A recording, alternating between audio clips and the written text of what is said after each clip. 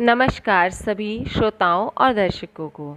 आज हमारे चैनल ऐतिहासिक यात्रा की यात्रा निकलकर पहुंच गई है मैंडेलिन स्लेट, मीराबेन, गांधी जी की मुंह बोली बेटी।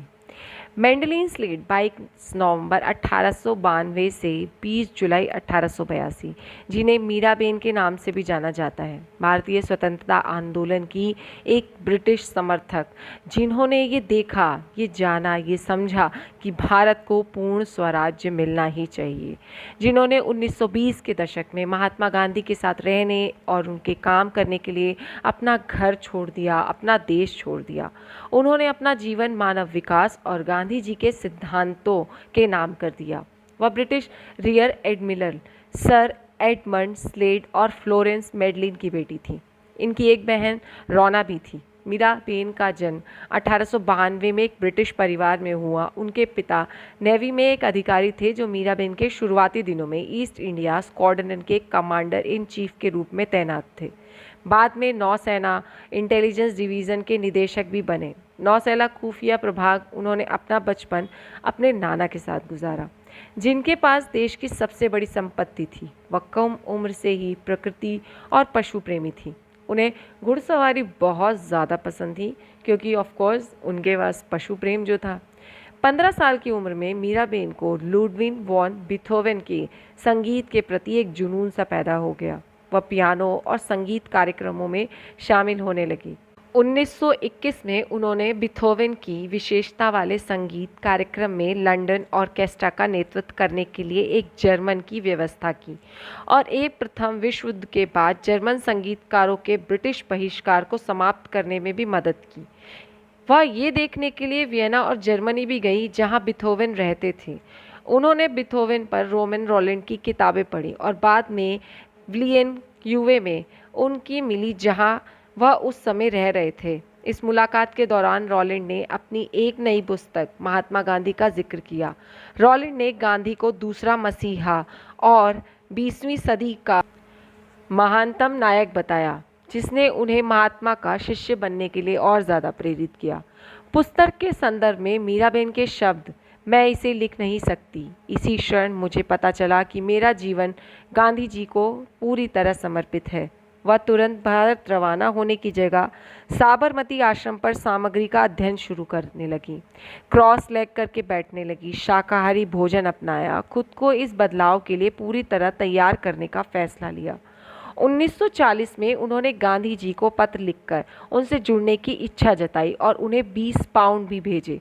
गांधी जी ने उनकी प्रशंसा में पत्र लिखा और 1 वर्ष अपने आप को देने के लिए कहा। फिर उन्हें भारत आना है या नहीं, इस बात का फैसला होगा। उसी वर्ष इंग्लैंड में उन्होंने यंग इंडिया की सदस्यता ली और पेरिस में अपने समय का एक हिस्सा भगवत गीता और फ्रेंच में ऋग्वेद का कुछ हिस्सा पढ़ने में बिताया। वह 6 नवंबर 1925 को बंबई पहुंची और गांधी जी के अनुयायियों के साथ ही उनके बेटे देवदास से भी मिली। वह सीधे उसी दिन अहमदाबाद रवाना हो गई। 7 नवंबर 1925 को महादेव देसाई, वल्लभ भाई पटेल और स्वामी आनंद ने उनका स्वागत किया। भारत में उनका कार्यकाल 34 वर्ष का रहा। उनसे मिलते ही गांधी जी ने कहा था, तुम मेरी बेटी बनोगी। उन्होंने इनका नाम मीराबेन रखा। अपने नाम के बारे में बोलते हुए मीराबेन ने 1982 के बसंत में कहा था, ये मेरा नाम है। यदि कोई मिस स्लेट कहता है तो मुझे नहीं पता वो किससे बात कर रहा है। भारत में 1 वर्ष बीतने के पश्चात भी मीराबेन का हिंदी और गुजराती से संघर्ष जारी रहा। गांधी जी ने हिंदी और गुजराती सीखने के लिए रेवाड़ी के भगवत उक्ति आश्रम में भेज दिए। 1927 के शुरुआती महीनों में उन्होंने पूरे उत्तर भारत के आश्रमों का दौरा किया। इस दौरान उन्होंने गांधी जी की आत्मकथा के अंग्रेजी संस्करण की भाषा और व्याकरण को सही करने का काम भी किया। गांधी जी द्वारा दिया हुआ ये उनका दूसरा काम था। मीराबेन का भारत प्रवास स्वतंत्रता संग्राम के चरम गांधीवादी चरण के साथ मेल खाता था। वह 1932 में गांधी जी के साथ लंदन में गोलमेज सम्मेलन में शामिल होने के लिए गई। इसके बाद 9 अगस्त 1942 को गांधी जी के साथ उन्हें भी गिरफ्तार कर लिया गया। आगा खां हिरासत केंद्र में उन्हें मई 1944 तक रखा गया, परंतु उन्होंने गांधी जी का साथ और उनके विचार नहीं छोड़े। बापू के निधन के बाद भी मीरा उनके विचार और कार्यों का प्रसार प्रचार करती में जुटी रहीं, जिसके चलते 1982 में उन्हें पद्म विभूषण से भी सम्मानित किया गया। उनका भारत प्रेम इतना था कि वो भारत को अपना और इंग्लैंड को विदेश मानती थी। मीराबेन के लिए सम्मान प्रकट करने के लिए इंडियन कोस्ट गार्ड ने नए गश्ती पोत्र का नाम मीरा ही रखा है। गांधी जी की हत्या के बाद 18 जनवरी 1959 को मीराबेन भारत छोड़कर वियना चली गई। 20 जुलाई 1982 को वियना में ही उनका निधन हो गया। जय हिंद, जय भारत, जय सनातन।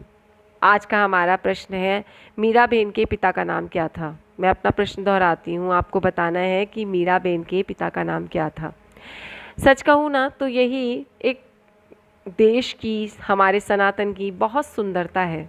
कोई यहाँ आने के बाद यहाँ से जाना उसके लिए मुश्किल नहीं, नामुमकिन है।